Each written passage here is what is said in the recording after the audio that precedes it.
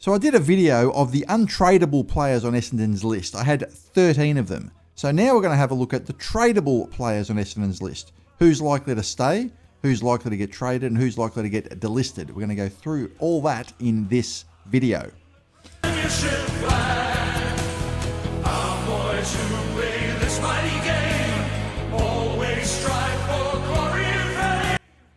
So as we get towards the end of the year, we're all aware that there are going to be a lot of tough decisions to be made on Essendon's list. It's probably going to be the toughest off-season for the Essendon list managers that I can think of in recent years, maybe ever. I can't think of another year like this with the amount of injuries that has allowed extra players on the list through the mid-season draft. When you take into account contracted players and all sorts of things, there's a whole lot of variables and things to consider. I don't envy the list manager's job. So I did make a video of untradeable players. Now, there was 13 of them. I had Caddy, Nick Martin, Zach Merritt, Sam Durham, McMahon, Archer May, Zach Johnson, Angus Clark, Isaac Kako, Jai Caldwell, Zach Reed, Lewis Hayes, and Archie Roberts. So that was 13 players. So that leaves 34 players. And I've got those 34 players into 3 different categories. So the first category I've got are players who I want to keep, so players that are no trade, basically, like players that you would not put up for trade, but you'd at least listen to an offer if the offer was made. So with the untradeable players, your Caddies, your Nick Martins, these sort of things, that is, you're not going to even consider a trade. I mean, within reason. Obviously, if someone said, we'll give you, we'll take Nate Caddy and we'll have a 3-way trade and you get Nick Dacos, Harley Reid, and the number 1 pick for the next 4 years. Okay, well, you take it, right? But realistically, the untradables, you're not going to consider an offer, within reason. But these players, I would call the players who are not up for trade, but you would consider an offer if it was made from another club. So there's a few players on this list, and obviously you would prefer to keep them, but you would obviously listen if the offer was made. Now, I've just got Draper there. Draper isn't really a player that's going to get traded. He's either going to go or leave to go to perhaps Brisbane, and we'll get a compensation pick for him. The compensation pick is kind of like a trade from the AFL in a way. So I've got him in this list because I can't think of another category to put him in. And there's a few other, lots of other players on the list as well. The third category is players that you would legitimately attempt to trade. All right, players who you would put up for trade yourself. And I've got a few players in that category. And the last category I've got is the delistable players, the players who will be delisted. So I've got the untradables. I've got the players who you don't want to trade, but you would listen to an offer if it was made from another club, and you would at least consider, what they've got to say. Then the third category is the players you would attempt to trade, where we're putting them up for trade, and then the fourth category is the list. Okay, so the no trade players, I've got, like I said, I've got Draper in there just for the time being, just because I can't think of another category for him. I've got Tom Edwards, Dersma, Setterfield, Nick Bryan, Redman, Cale Gerine, Nguyen, Cox, Wright, Vigo, Reece Unwin, McGrath, Harrison Jones, Jackson Pryor, Jordan Ridley, Mackay, Lawal, El Houli, and Blackiston. All right, so there's quite a few players on that list. Now, any of those players, if another club came up to me and said, look, we're going to give you this for Jordan Ridley, I would say, look, we don't really want to get rid of Jordan Ridley, right? I know he's had injuries, but he's still 26, one of our best defenders. But, okay, you're coming to us. What have you got? And they might say, we've got this, this, this. Okay, we consider that. And all of those players, to me, are players that you would at least consider. Now, they're not all they're nearly all going to stay, I would think, all right? I would imagine nearly all of those players will stay on the list, but you would definitely want to consider it. So someone like Peter Wright is an interesting one. Peter Wright, to me, is a player that deserves to be on the list from his form this year. He has been one of our most consistent players this year.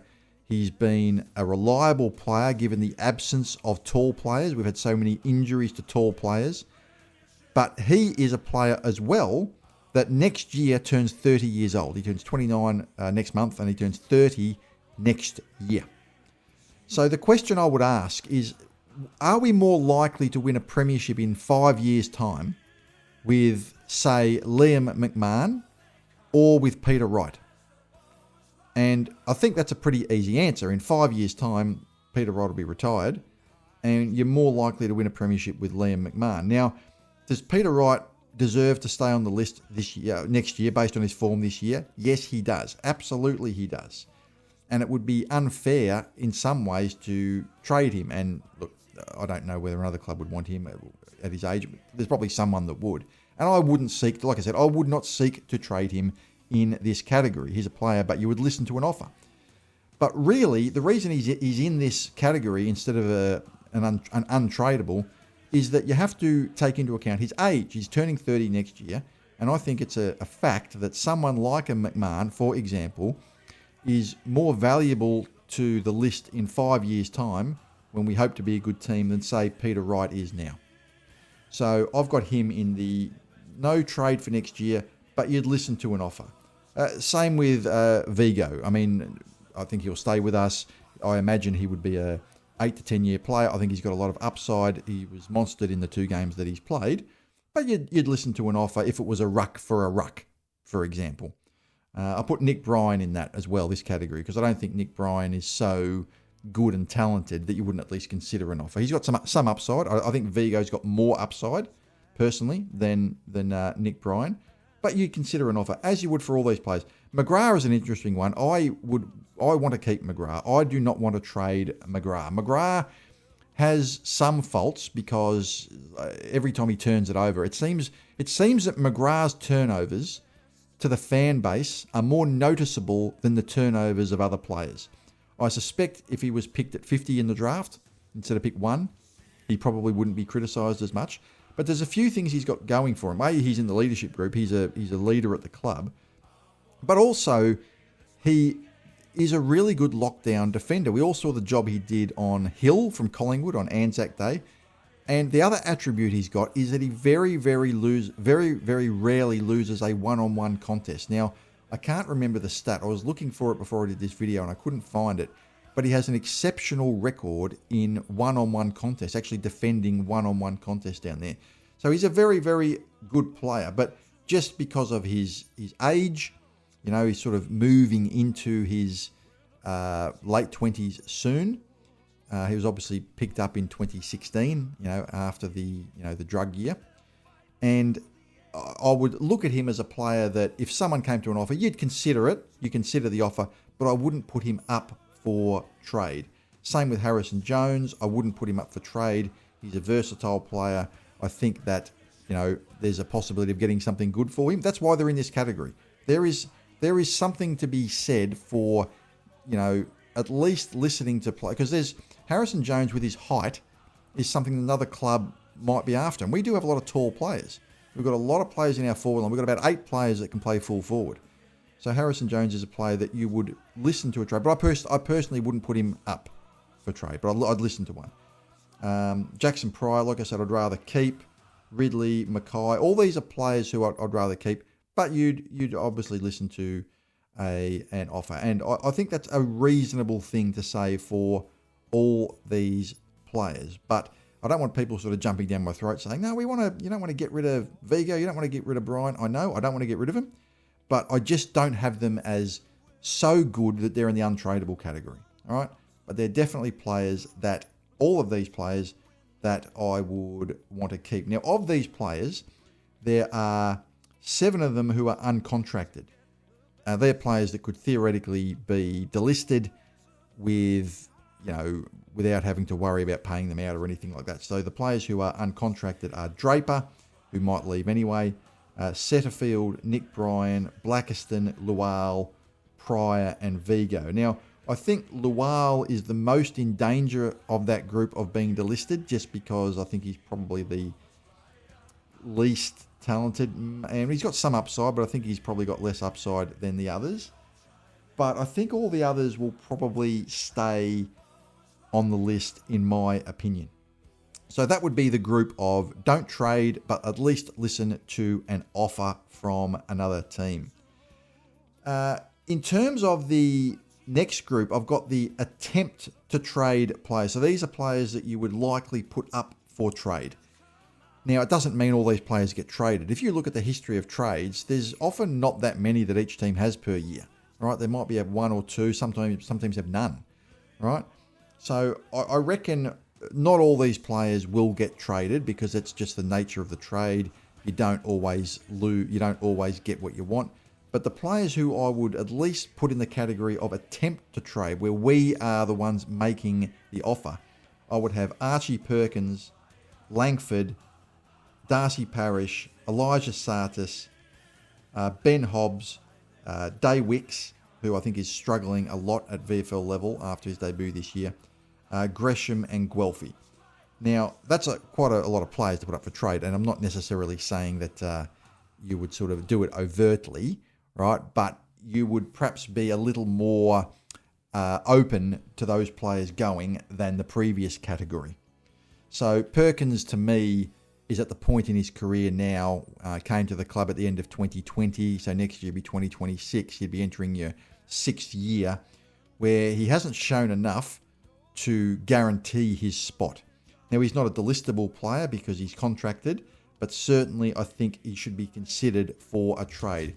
Kyle Langford similarly has had a better career than Perkins, but at his age and with his injury profile, he could make a big difference at another club. And given that he's a versatile player, he can play full forward, as we've seen under Brad Scott.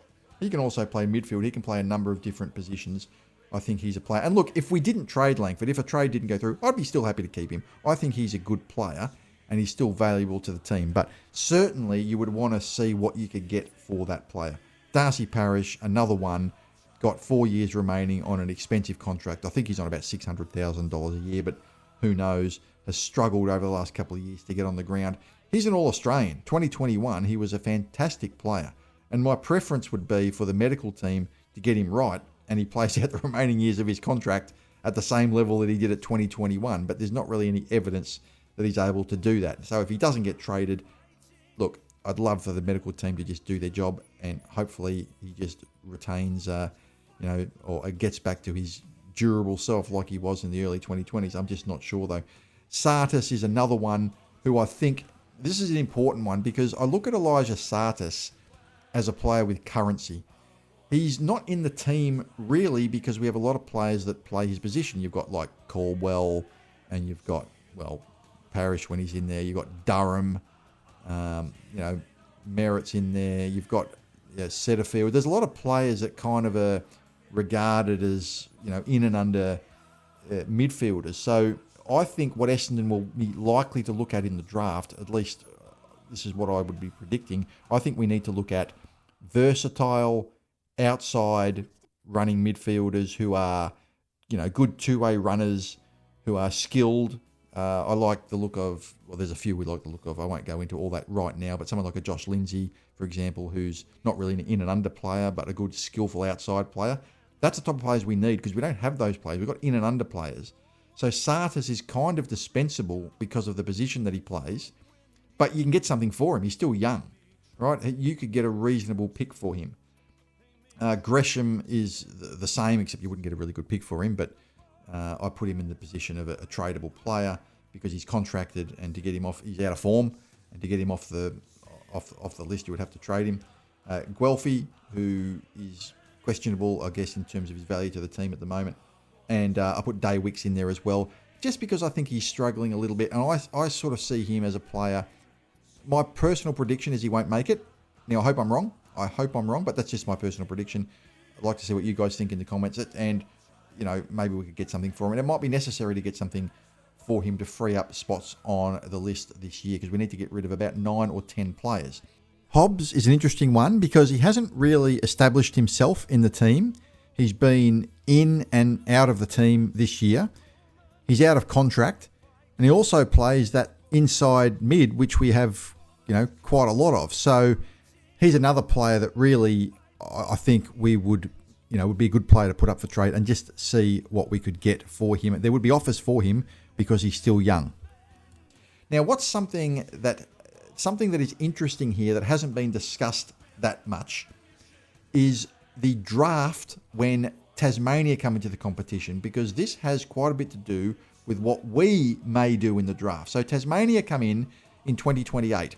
That means the 2027 draft is going to be compromised. They're going to have a lot of early picks in the draft, the same way that Gold Coast and GWS did when they entered the competition. So what that means is that when you trade for future picks, teams aren't going to want to trade into the 2027 draft, understandably, right?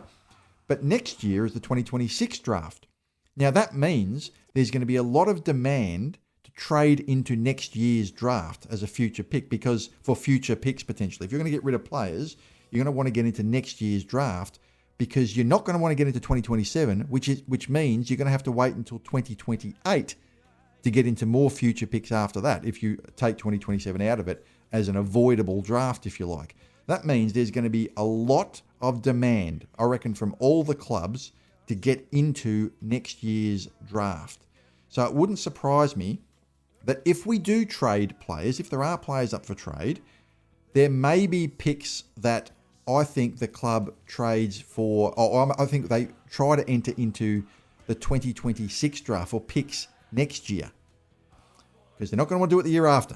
All right, they're not going to want to do it the year after. So there's going to be a lot of demand, I think, and that's a way to get. For example, if you needed to get players off the list, you can get you could trade a player off the list for a future pick in 2026, and that still frees up a spot on the list this year, because you're not having a pick this year to fill a list spot back up again, but you then have a pick next year. So that might be a way to manage the list. In fact, I imagine they're probably talking about that sort of stuff right now, trading players and potentially getting players back the following season through the draft. I think that's a very, very valid thing to talk about, because Tasmania, I'm telling you, teams are not going to want to trade future picks into the 2020 or get future picks from the 2027 draft, because it's going to be one of those drafts where pick 8 ends up being pick 22 or something. Because of all the early picks that are going to go to Tasmania. So that's something to consider with these players here that I consider to be attempts to trade. Now, I reckon that around 2 of those players will get traded. I don't reckon all of them will. I reckon 2 of them probably will. That would be my prediction. I'll just get into that towards the end of the video. Now, the delistable players. Well, to me, there are probably 5 that are near certainties, and I've got a 6th that I've just got in there. So for delistings, I've got Dylan Shiel, which is an obvious one just with his age, and he's spent a lot of time in the VFL anyway. Uncontracted, end of his career, kind of a no-brainer. I've got Jai Menzie. I've got Davey, who is, hasn't been able to crack it into the seniors this year. I've got Jaden Laverty, who is out of contract in his late 20s. We've needed him this year. I don't want to, you want to reward him, but at the end of the day, you've got to delist someone. You can't keep everyone on the list, and you have to draw the line somewhere. So he'll go.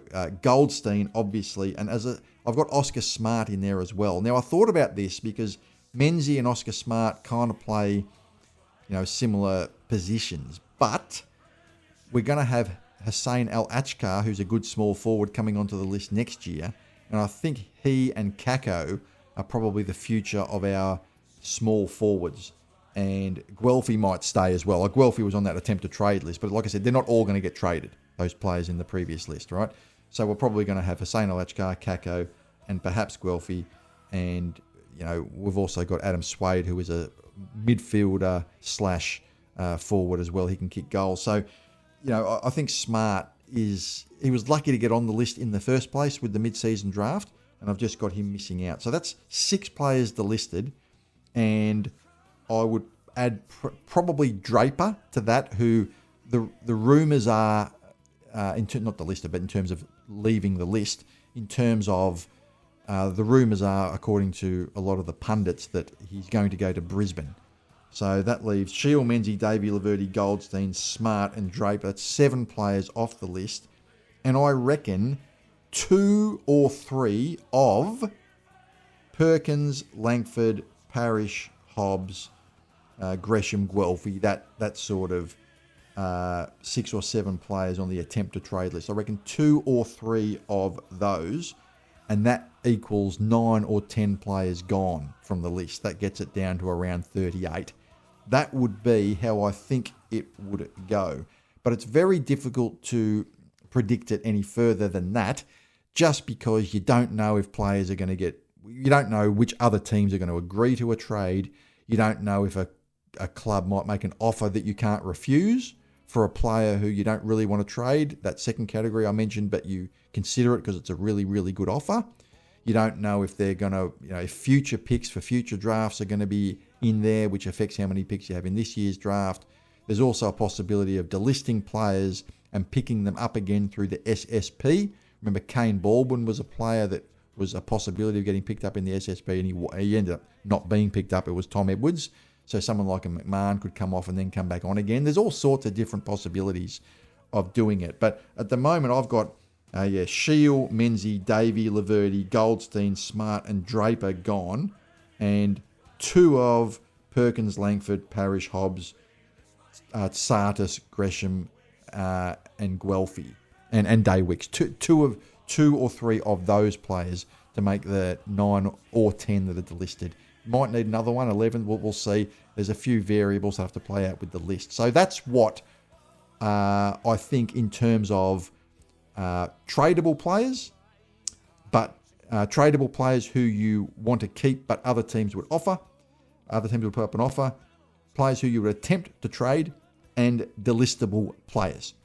So I'd like to know what you guys think of these lists. You've got to ask 100 different people and you'll get 100 different combinations and answers of players. What do you think of the lists? Who would you put in the, don't trade but at least consider an offer list? Who would you put in the attempt to trade list? And who would you put in the, delistable category?